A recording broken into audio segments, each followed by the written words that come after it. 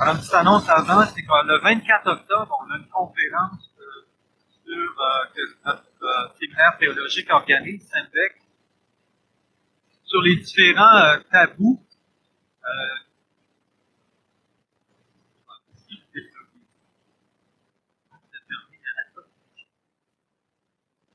Voilà.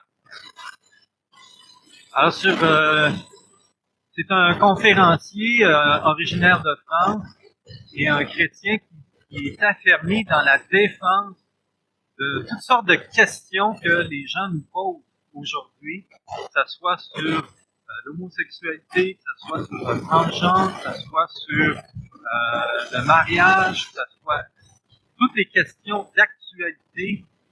Bien, Dieu lui a donné une sagesse à cet homme-là pour comment répondre à ces questions-là qui sont souvent posées.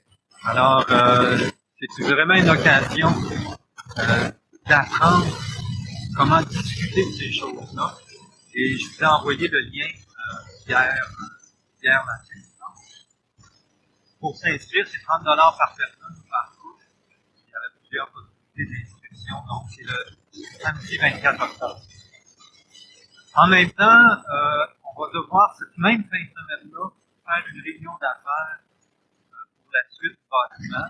Alors, on est en train de faire évaluer le bâtiment, on est en train de regarder ce qu'il y a de disponible. Donc, on est en train de préparer la prochaine réunion d'affaires. Alors, je t'encourage de prier pour ça. Et on aura à décider par rapport à l'offre la dame du bâtiment. Donc, je vous demande de prier pour ça. On va pas le faire samedi. Ça va être difficile de le faire samedi en journée à toute la conférence. Soit vendredi soir, samedi soir, ou dimanche après-midi. Faire la réunion d'affaires. Donc, cette semaine, on va anticiper nous disponible à la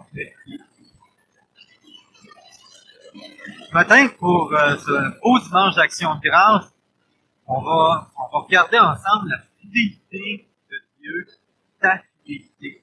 Psaume 89 dit,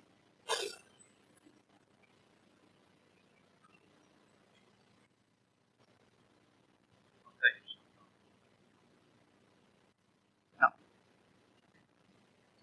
Psaume 89 dit, ma bouche fera connaître ta fidélité. Quand j'étais tout jeune chrétien, j'essayais de me trouver une amie de cœur, ça ne fonctionnait pas. Et un soir, j'étais vraiment découragé. J'ai dit à Dieu, Seigneur, ça ne marche pas, ça ne va pas. Je sais que tout ce que, ta parole me dit que tout ce que je te demande avec foi, tu l'accordes. Mais regarde, là, on va faire une chose ensemble. Je te prie de me trouver une épouse, une femme selon ton cœur. Puis, toi, tu sais bien mieux à qui je vais correspondre, puis qui tu vas me correspondre. Alors, je te prie de me la trouver. Puis, fais juste, quand tu vas la mettre sur mon chemin, fais juste en sorte de faire en sorte que je m'en rende compte. Puis que moi, j'arrête de chercher. Je m'attends à toi. Quand j'ai fait cette prière-là, Joanne ne connaissait pas encore Jésus comme son sauveur personnel. Et alors qu'elle n'avait jamais sorti de sa ville, eh bien, 8 mois après ma prière, Dieu l'a amenée en Ontario. Là, elle a entendu l'annonce de l'Évangile. C'est là qu'elle a donné son cœur au Seigneur Jésus. Elle l'a rencontré personnellement. Alors, quand elle est revenue, elle m'a parlé à sa sœur Juliette, qui elle aussi, elle a accepté le Seigneur. Puis 6 mois après, je l'ai rencontrée à une conférence à Montréal, à l'église de Rosemont, où on a dîné ensemble. Donc, il y avait Joanne, il y avait sa sœur Juliette, une autre amie que je connaissais. Puis, elle a quitté avec Joanne, puis pas avec sa sœur jumelle, même si elle est identique. Je cherchais à comprendre, mais c'est comme ça que Dieu a dirigé, et qu'il a entendu, il a répondu à ma prière, il a été fidèle. Une des grandes vérités du christianisme, c'est la fidélité de Dieu. Dieu est fidèle. Qu'est-ce que ça veut dire, ça? Ça veut dire qu'il est digne de confiance. On peut compter sur lui. Que ce qu'il a promis, il le réalise. Ce qu'il promet, là, c'est sérieux. Pas des paroles en l'air. C'est solide. Que Dieu, il a dit qu'il allait faire, il le fait. Ses promesses sont certaines. Toutes les promesses de Dieu qui se sont réalisées dans le passé sont les garants des promesses qui vont se réaliser dans l'avenir. Toute la Bible, c'est la démonstration de la fidélité de Dieu à travers l'histoire de l'humanité. Toute la Bible démontre à travers l'histoire humaine que notre Dieu il est fidèle et digne de confiance. En grec, le mot foi et fidélité, c'est le même mot.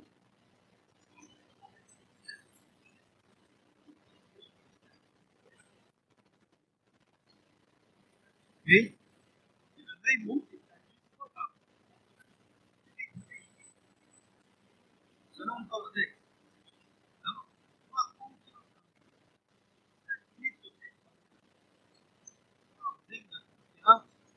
Compter sur lui, avoir foi en lui, c'est toutes les expressions qui veulent dire qui expriment la même réalité, c'est que la fidélité de Dieu est digne de foi.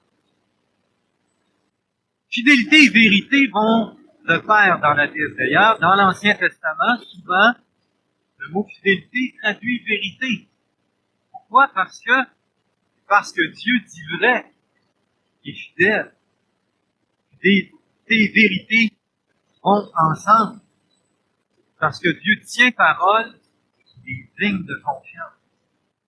Il est fidèle. Chacun des livres de la Bible exprime la fidélité de Dieu. Un de ces livres-là, c'est le livre de Ruth, où on lit qu'un homme, avec sa femme et leurs 2 fils, vont quitter le pays que Dieu leur avait promis. À cause d'une famine, ils s'en vont à Moab, qui est de l'autre côté de la mer Morte. Ils s'en vont dans un pays qui ne connaît pas Dieu, qui est rempli d'idoles, en terre païenne. Et là, leurs 2 fils vont marier une femme du pays là-bas, une Moabite. Quelque temps après, le père meurt, ainsi que les 2 fils. Alors, les 3 femmes se retrouvent veuves. Et tandis que Noémie, donc la mère des 2 garçons, tandis que Noémie parle de revenir en Israël, auprès des siens, elle dit à ses 2 brus de retourner dans la famille de leur père. Mais il y en a une qui ne veut pas s'en aller. Et parce qu'elle s'est attachée à Noémie, et elle s'est attachée à son Dieu, elle décide de l'accompagner en Israël. Elle décide que les dieux de son pays ne sont pas des vrais dieux, et elle reconnaît que le Dieu d'Israël, c'est le vrai Dieu. Imaginez, elle quitte son pays pour s'en aller dans un endroit qu'elle ne connaît pas personne. Alors, de retour en Israël, Ruth va ramasser des blés dans un champ. Alors, à l'époque, Dieu avait dit que quand les moissonneurs recueillaient le blé, de ne pas repasser pour ramasser ce qui est tombé par terre, de le laisser aux pauvres du pays afin qu'ils puissent manger. Donc, Ruth et Noémie, ils reviennent en Israël, ils n'ont plus rien. Alors, Ruth va ramasser des blés qui sont derrière les moissonneurs, et par hasard, elle se retrouve dans le champ de Boaz, qui est un des proches parents du mari décédé de Noémie. En bref, Ruth et Boaz vont se marier puis avoir beaucoup d'enfants. Alors, une belle histoire qui finit bien. Mais comment cette histoire-là nous montre la fidélité de Dieu? Ben, la façon que Ruth met sa foi en Dieu, comment est-ce qu'elle a été dirigée hein, dans son retour en Israël, mais aussi dans la promesse que Dieu avait faite à Israël. Qui est l'un des descendants de Ruth? Jésus est un des descendants de Ruth, et David est l'arrière-petit-fils de Ruth. Alors, je m'imagine le petit David dans les bras de son arrière-grand-mère, bon, peut-être, il n'était pas décédé, et qui lui parle de la bonté, de la fidélité de Dieu et de sa grâce envers elle. En lisant cette histoire, je me suis souvent demandé comment ça se fait que Boaz n'était pas encore marié. C'est un homme qui semblait riche et prospère, alors c'est probablement pas un jeune homme. Comment ça se fait?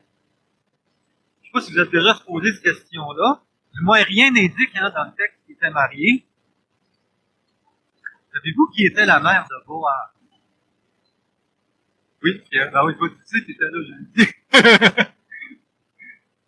OK, alors qui était la mère de Boaz? Quelqu'un qui sait? Oui, exactement. Rahab, c'était qui? Ben c'est quand Israël est arrivé dans la terre promise, ben, ils ont envoyé 2 espions à la ville de Jéricho, puis Rahab, c'est la prostituée qui a hébergé les 2 espions. Alors, peut-être qu'elle a marié l'un d'entre eux. Quelle belle histoire romantique, d'ailleurs, Hollywood en a fait un film. Mais Rahab a marié un homme d'Israël.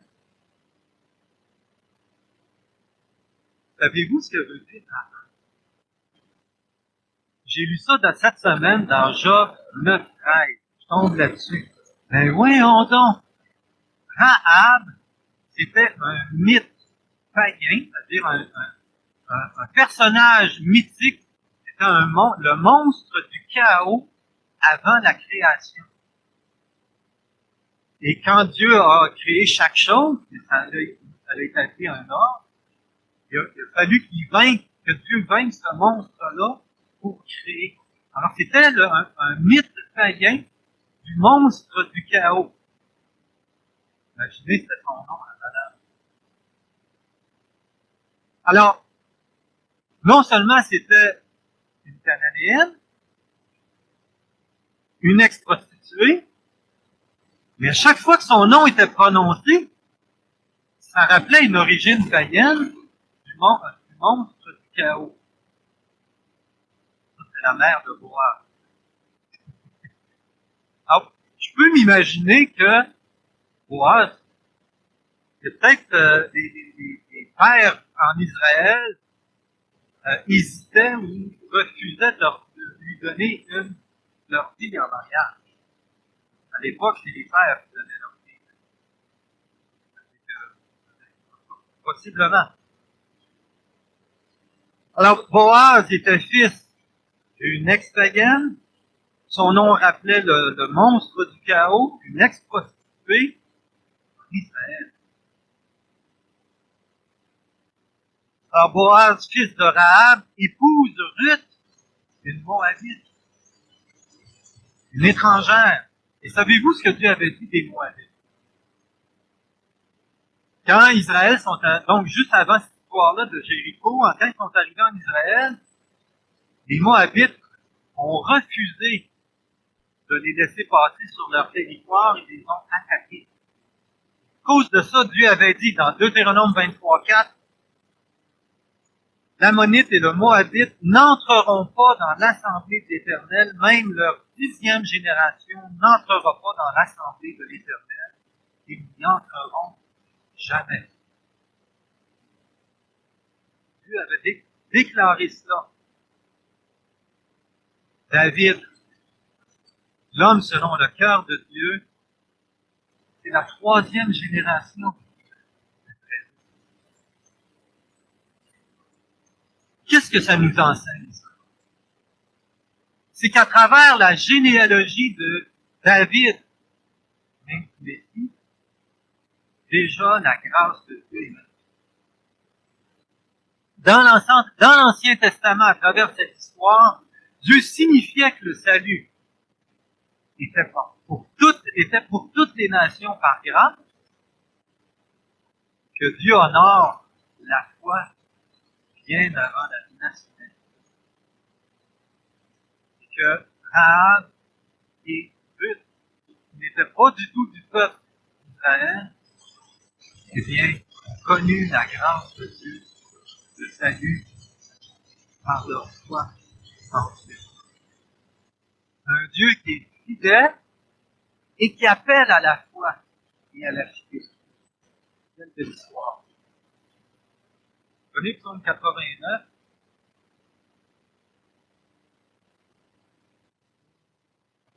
Psaume 89. Dans la première partie du Psaume 89, l'auteur développe comment Dieu est fidèle.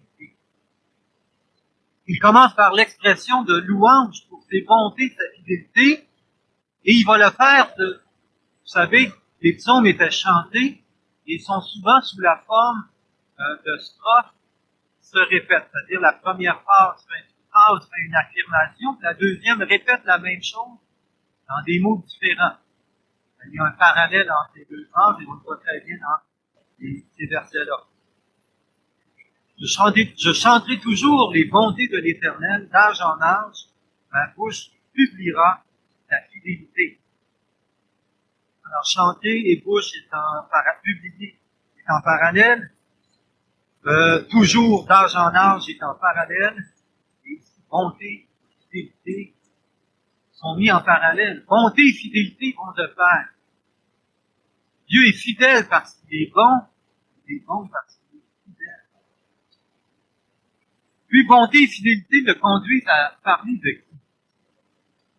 David, le descendant d'une Cananéenne, d'une Moabite, qui incarne dans sa famille la bonté, la fidélité, la grâce de Dieu.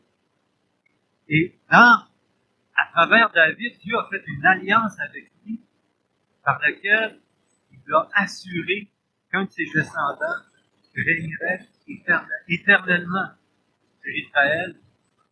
Alors Dieu fait une promesse qui nous conduit jusqu'à Jésus, jusqu'au Messie. Le suivant, versets 4 et 5.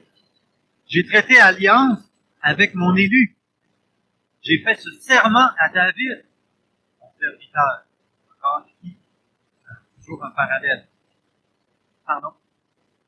L'élu ici, c'est David, et l'alliance est un serment.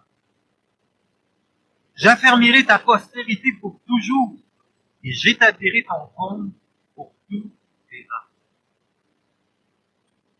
Pour l'auteur, le summum de la bonté et de la fidélité de Dieu, c'est l'alliance que Dieu a faite avec David, par laquelle il promet une bénédiction extraordinaire. Un roi de la qualité de David va régner éternellement sur Israël et qui va accomplir la promesse faite à Abraham d'être une bénédiction pour toutes les nations. Et cette bénédiction pour les nations, David l'incarnait dans sa propre famille. Alors après l'alliance conditionnelle du Sinaï, c'est-à-dire avec Moïse, où le peuple de Dieu était béni à condition qu'il observe les commandements de Dieu, Dieu fait avec David une alliance inconditionnelle, sans condition, par laquelle il s'engage envers David à susciter un roi d'une descendance qui allait régner éternellement. Cette alliance, elle s'est réalisée en Jésus. C'est la nouvelle alliance qu'on vient de se rappeler dans le repas du Seigneur. Et cette alliance qui est rappelée par les prophètes. Alors, comme Rahab et Ruth sont entrés dans le peuple d'Israël par la grâce, par leur foi en Dieu, de même nous tous, nous entrons dans la nouvelle alliance par la grâce de Dieu et par la foi et notre foi qu'on est en Christ. Comme les murs de Jéricho sont tombés, eh bien, de même des murs d'incrédulité tombent. Comme Ruth quitte sa nation remplie d'idoles, quitte les idoles pour suivre un Dieu qui est vivant et vrai, eh bien, nous sommes appelés à quitter le monde, à mettre de côté le monde pour suivre le Seigneur Jésus. L'agneau de Dieu qui enlève notre péché. Jésus, le Fils de Dieu, qui est mort sur la croix pour nos péchés, nous offre son pardon. Veux-tu l'accepter et le suivre? Jésus va revenir. Il a promis qu'il allait revenir, mettre fin à la corruption devant ce monde, d'établir son peuple dans un règne qui passe. Veux-tu en faire partie? Crois au Seigneur Jésus. Ces promesses sont certaines. Elles vont s'accomplir. Et elles deviennent réalité dans nos vies quand on y met notre confiance dans ces mêmes formes. Et quand on met notre foi dans ce Dieu vivant et vrai, eh bien, il y a une célébration de louange qui se produit dans nos cœurs. On célèbre ses bontés, sa fidélité. Comme le dit le verset 6. Les cieux célèbrent tes merveilles, ô Éternel, et ta fidélité dans l'assemblée des saints. L'auteur célèbre l'alliance donnée à David. Bien, à combien plus forte raison, nous-mêmes, on peut célébrer cette alliance qui nous est faite en Jésus, par laquelle les promesses les plus grandes et les plus précieuses vont être. Alors l'auteur continue toujours dans un langage poétique qui est mis en parallèle. Car qui dans le ciel est comparable à l'Éternel? Verset 7. Qui est pareil à l'Éternel parmi les fils de Dieu? Dieu est très redoutable dans l'assemblée des hommes. Terrible plus que tous ceux qui l'entourent. Éternel, Dieu des armées. Parenthèse. Dieu des armées, l'Éternel des armées, quand vous êtes dans votre Bible, ça ne veut pas dire qui contrôle des armées, des soldats avec des armes. C'est pas de ça que ça parle. Le mot armée veut dire ici tout ce qui est groupé en ordre. C'est-à-dire, quand Dieu a créé le monde, il a tout créé espèce par espèce. Donc, et chacun de ces groupes-là est un corps qui célèbre Dieu et qui obéit à Dieu. Donc, ça fait référence à toute la création qui est sous l'ordre de Dieu. Le grec, lui, a traduit l'expression Dieu tout-puissant, puisque toute la création obéit à Dieu, et que Dieu l'a fait, et ça fait référence à sa toute-puissance, et c'est comme ça que le grec le traduit. C'est le verset suivant. Qui est puissant comme toi, ô Éternel? Donc, puissant et armé, mis en parallèle. La fidélité t'environne tout ce que Dieu a fait. Manifeste comment il est fidèle. Un Dieu incomparable, redoutable, puissant, fidélité. Réalisez-vous le privilège qu'on a de connaître Dieu. Il est vraiment digne de nos louanges, de notre adoration.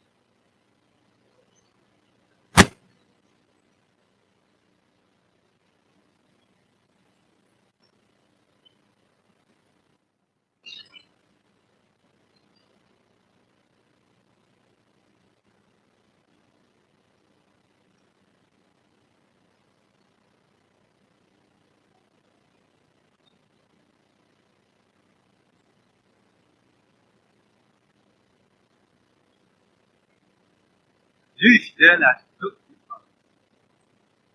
Il nous appelle à avoir foi dans ces promesses-là qu'il nous donne.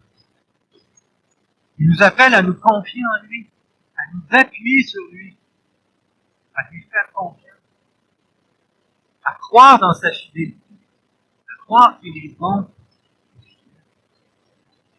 Il nous appelle à le prier avec nous et à célébrer sa bonté, sa fidélité. Moi, faire ici un témoignage manifeste la foi ainsi que la bonté et la fidélité de Dieu.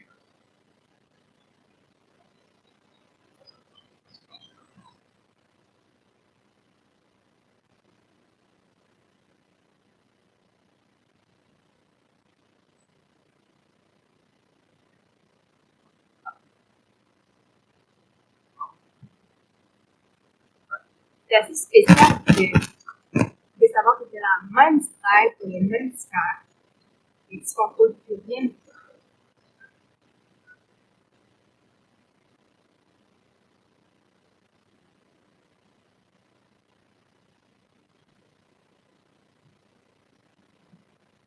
La même sphère, c'est le même sphère, et tu ne contrôles plus rien de ton corps. Ça te rend bizarre. Que les gens ils ne pas. J'ai une famille vraiment notamment elle veut juste que c'est une religion, une tradition. En fait, c'est ça. Alors, j'ai 4 ans. Je me suis dit, je parlais à Dieu. J'ai mis de raconter l'histoire. Je me souviens d'une fois en particulier où j'étais avec mon père. Mon père me dit, c'est ce que je dis. Belle équipe. Donc, je sais qu'on a prié à ce moment-là. J'ai juste dit à Dieu avec petit enfant. Je sais. J'ai des scènes comme ça. Ça me suit jusqu'à maintenant, puis je crois encore.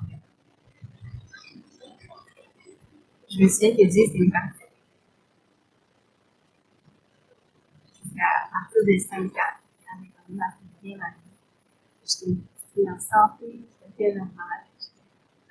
Mais tout le temps, j'ai développé des petits nerfs.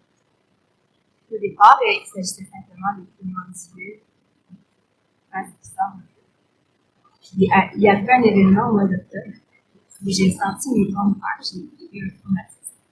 À partir de ce moment-là, on a vu à quel point ça continuait, puis il y avait des crises qui se faisaient, puis de plus en plus, ça allait mal. Jusqu'à Pâques en 2001, où j'ai commencé à faire une crise intense d'éthique. C'était pas juste des clignements d'yeux, c'était des cris perçants. J'ai commencé à faire des mouvements dans tous les bords avec les bras, des spasmes, des grincements de dents. Puis c'était incontrôlable, j'étais pas capable de rire. Je suis allée voir des spécialistes.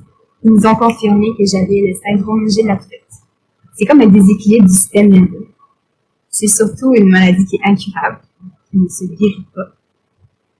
C'est comme si le système nerveux, il capote. Puis, il contrôle plus nécessairement tes mouvements, tes allées, tes muscles, ce qui va sortir de ta bouche. Mais ça n'a aucun lien avec tes capacités intellectuelles, tes personnalités, ou quoi que ce soit. Il fallait que je fasse mon mouvement, il fallait que je fasse mon cri. C'était pas quelque chose que je gère. Comme, par exemple, un éternuement. Quand tu éternues, sans que ça vienne, mais t'es obligé de le faire, tu peux pas vraiment l'arrêter. Puis, je me souviens des moments où j'essayais, puis je me fermais les yeux pour arrêter, je devenais crispée, puis il fallait que je recommence. Puis souvent, quand je donnais pas libre cours à mes cris, ensuite de ça, j'ai crié encore plus fort, puis mes mouvements étaient encore plus incontrôlés. Même si je le voulais, même si j'essayais, ça fonctionnait. Des fois, on dit que les enfants, ça comprend pas. Mais c'est pas vrai, je comprenais à ma mesure, je comprenais que j'aurais pas d'amis, que les gens allaient me regarder bizarre, ou proche, partout où j'allais. Je comprenais ça quand même. Les amis de l'école n'ont pas été très gentils. Ils me trouvaient bizarre, ils trouvaient que j'étais pas le fun à regarder, c'est sûr. Puis j'ai dérangé. Personne ne veut jouer à la marelle avec toi dans la cour. Les gens se mettent un putsch-putsch quand t'arrives parce qu'ils ont l'impression que ça va être contagieux ce que toi. ben, ça a été mon quotidien. Donc, j'ai été beaucoup rejetée au primaire, ça n'a vraiment pas été facile. Mais j'avais Jésus.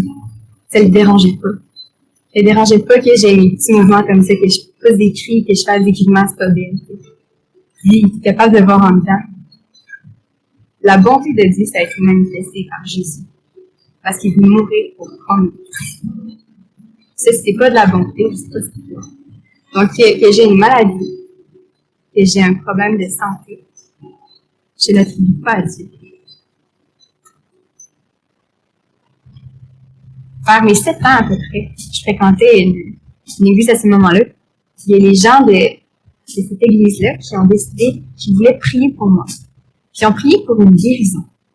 Puis suite à cette journée-là, le lendemain, mes symptômes étaient étrangement plus faibles, beaucoup plus faibles qu'à l'habitude. Les jours suivants aussi, les semaines suivantes aussi, jusqu'à temps que j'ai plus rien. C'est tout. C'est une maladie incurable. C'est clairement un miracle de Dieu. On est retourné voir les médecins, ils ont fermé le dossier. Aucune explication à donner. C'est un miracle, tout simplement. On a vu de petites filles de 7 ans. Puis cet événement-là me donnait concrètement la preuve que Dieu s'intéresse à la vie de tout le monde. Personnellement. Jésus se tenait avec les gens marginaux. Avec le monde qui avait besoin de lui puis qui le savait.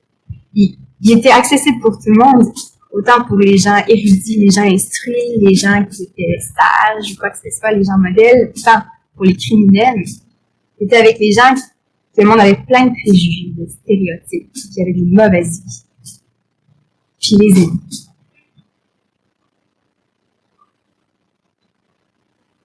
Beau témoignage. Hein?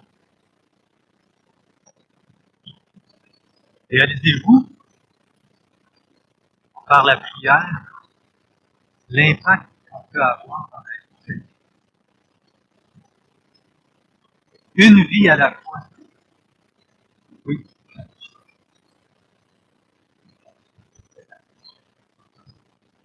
Dieu est fidèle. Il nous appelle à être fidèles. Jésus a dit dans Jean 15, si vous demeurez en moi, que les paroles demeurent en vous, demandez tout ce que vous voudrez, et cela vous sera accordé. Un petit peu plus loin, il dit, ce n'est pas moi qui m'avez choisi, ce n'est pas vous qui m'avez choisi, mais c'est moi qui vous ai choisi et qui vous ai établi, afin que vous alliez, que vous portiez du fruit, que votre fruit demeure, afin que tout ce que vous demanderez au Père en mon nom, il vous le donne. Jésus fait un lien direct entre le fruit et la réponse aux prières. On peut avoir tout un impact par nos prières avec Jésus. Il y a plein de choses qu'on peut faire qui peuvent être un coup d'épée dans l'eau. Mais quand on fait la bonne chose, on va à Jésus. Jésus dit rien ne vous sera impossible. Le passage, car en vérité, je vous le dis que si vous avez de la foi comme un grain de sénévé, vous direz à cette montagne, transporte-toi d'ici là, et elle se transportera, et rien ne vous sera impossible. Le crois-tu? As-tu une montagne dans ta vie? Quelque chose qui semble une montagne? Viens à Jésus. Crois-tu qu'il peut la déplacer? D'abord, je t'encourage à te revêtir spirituellement. Pour demeurer en Jésus, ben, on a quelque chose à faire. Et là, ça revient au message que j'ai amené sur prendre le temps de t'habiller.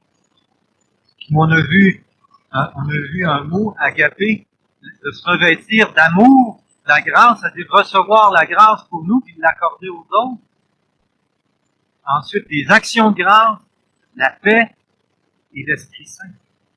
Prends le temps à chaque matin de te revêtir du Seigneur Jésus. Comment? Bien, on avait vu dans ce message-là de régulière, chaque jour, confesse, pardonne, Demande d'être rempli de l'esprit de son amour. Décharge-toi sur lui de tout fardeau. Rends grâce à Dieu. Ainsi, tu vas te revêtir du Seigneur Jésus. Tu vas être en communion avec lui. Et ensuite, je vous propose que toute l'Église ensemble, eh bien, cette semaine, on apporte une requête spéciale. Je vais vous partager comment est-ce qu'elle est venue sur mon cœur, cette requête-là. En cherchant les chants pour ce dimanche, j'ai entendu ce chant-là. Puis, je vais vous demander à qui cette jeune fille vous fait penser. Alors, je vais mettre le chant.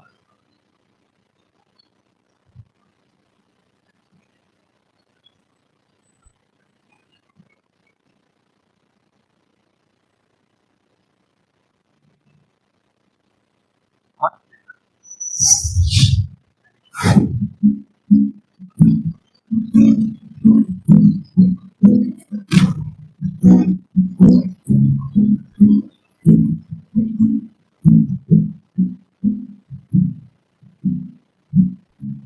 Marcher jusqu'à perdre pied,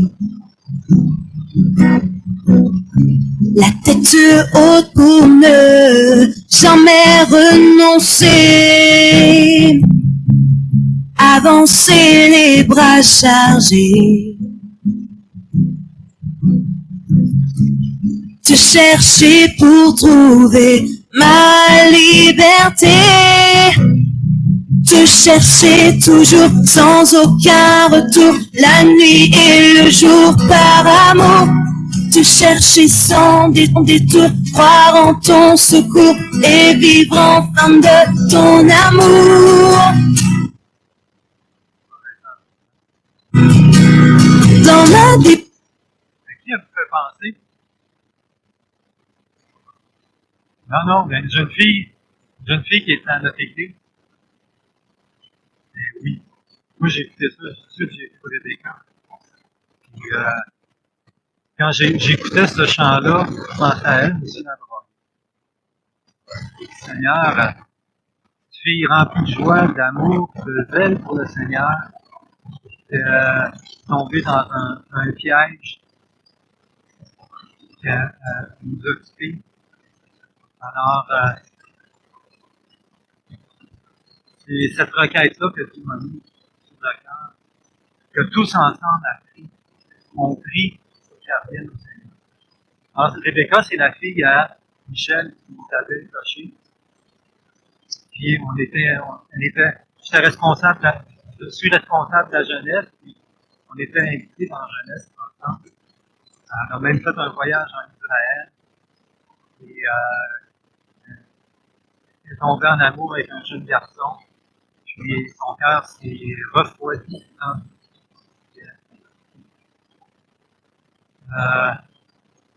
Déjà, Seigneur a répondu une partie de nos prières, c'est qu'il y a une belle relation avec ses parents. On aimerait ça se réconcilier avec le Seigneur, se réconcilier avec nous. On retrouve jeune Rebecca qu'on a connue. Ouais. Alors, je vous demande que cette semaine, on prie, on supplie, on intercède, on crie à Dieu, que Dieu touche son cœur. Alors, toute la semaine. Peut-être que Dieu va agir au cours de la semaine. Si c'est pas dans la semaine, ben, ça va être par après. Mais on va finir le chant. Maintenant, écoutez-le en pensant à Rebecca, et surtout avec les paroles qu'elle chante. Détresse dans mon combat, je veux compter sur toi.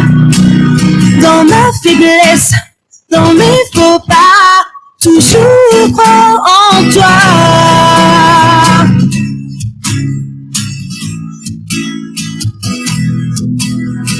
Oh.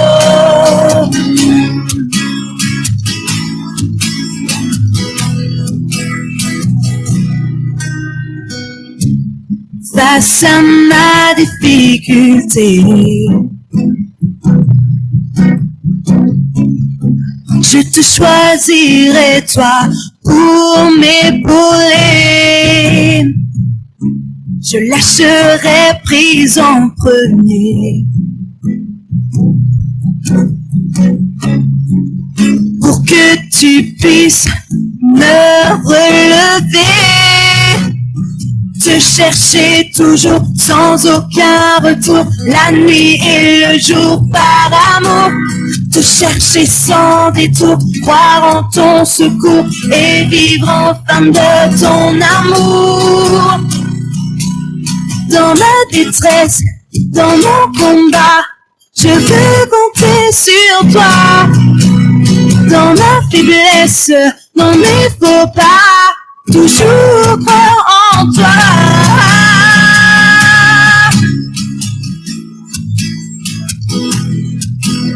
Je veux compter sur toi.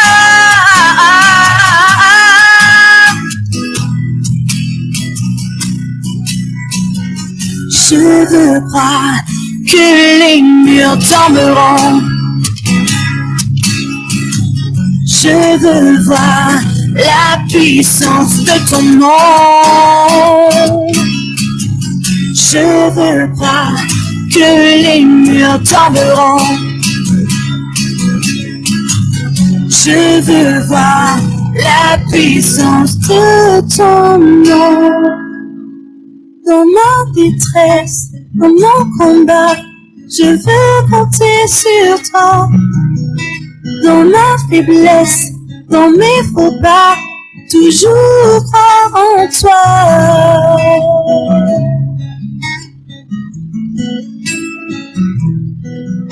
Je veux compter sur toi.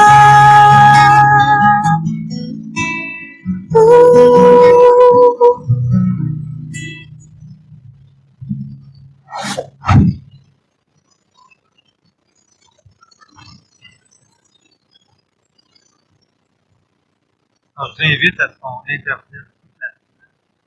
Puis je vais vous envoyer un lien Zoom pour que mercredi de 6h30 à 7h30, on puisse ensemble prendre une heure d'interview au Québec.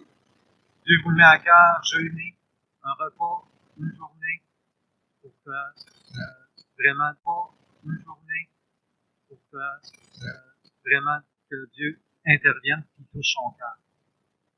Maintenant, quand on prie pour une personne, des fois Dieu intervient rapidement. Des fois, ça prend du temps parce que Dieu a son plan. Alors, si Dieu ne répond pas tout de suite cette semaine, soyons certains qu'on va avoir entendu, qu'il va agir, qu'il va répondre.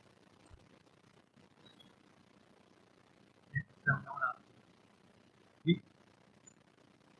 Oui. Oui.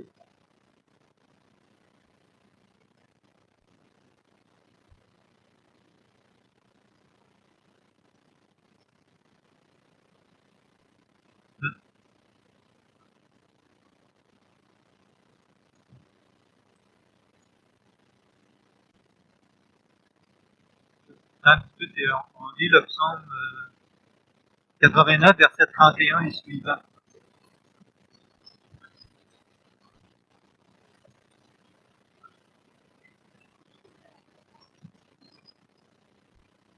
Verset 34.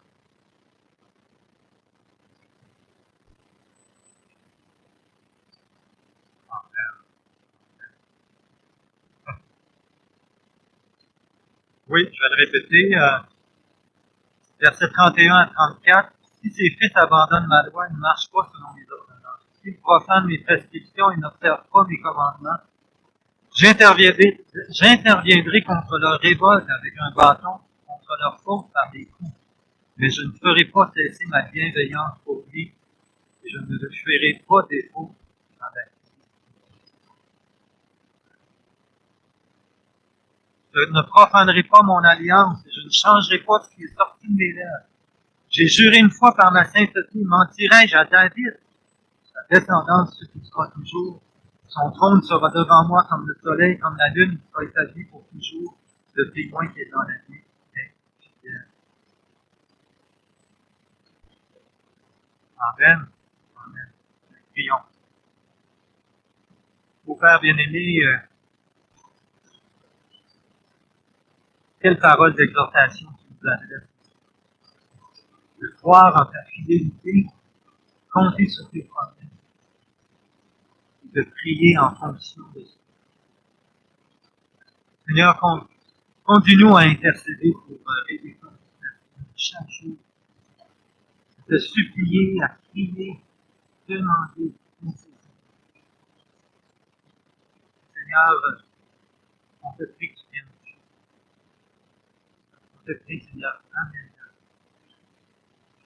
Suscite la foi, la repentance et la foi connue dans notre vie.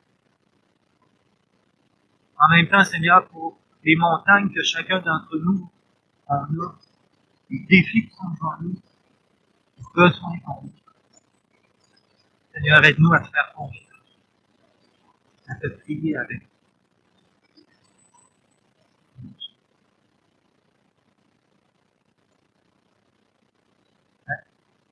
Bonne action de grâce. Bonne action de grâce.